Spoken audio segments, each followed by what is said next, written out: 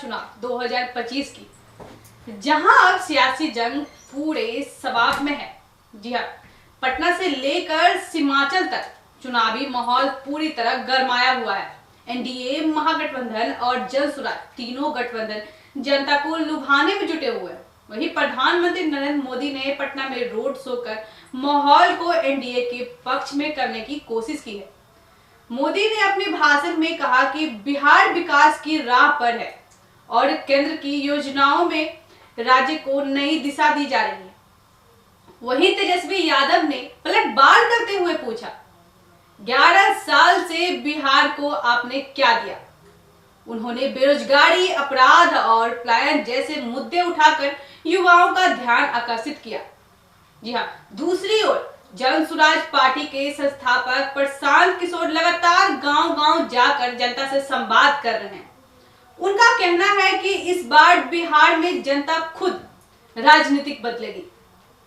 राजनीतिक गलियारों में अब हर तरफ सिर्फ एक ही सवाल गूंज रहा है, किसकी बनेगी सरकार? एनडीए की ओर से मुख्यमंत्री नीतीश कुमार अब भी चेहरे के रूप में मौजूद है।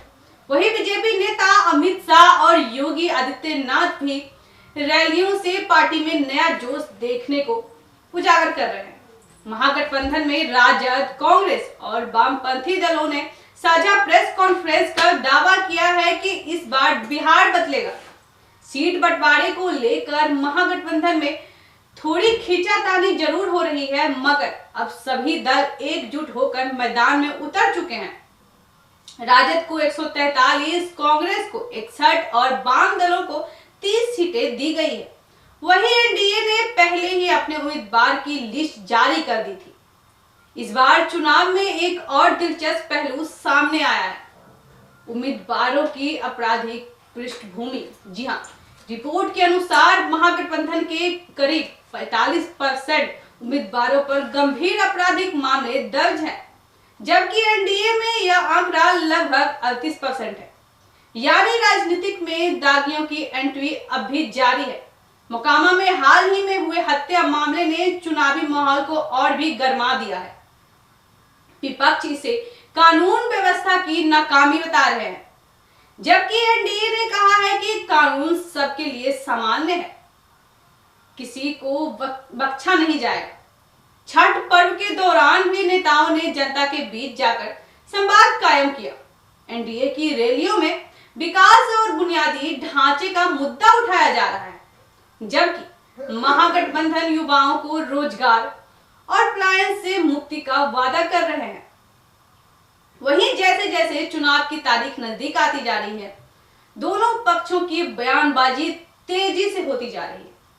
एनडीए जंगल राज का डर दिखाकर वोट मांग रहा है, वहीं महागठबंधन कह रहा है इस बार जनता सब देख रही है। जनसुराज पार्टी भी मैदान में तीसरे मोर्चे के रूप में उभर रही है, जो पारंपरिक राजनीति के खिलाफ नई सोच का दावा कर रही है। जी हाँ, प्रशांत किशोर लगातार यह संदेश दे रही है कि राजनीतिक में जनता की भागीदारी ही असली बदलाव है। जी हाँ, अब पूरा बिहार एक बार फिर चुनावी रंग में रंग चुका है।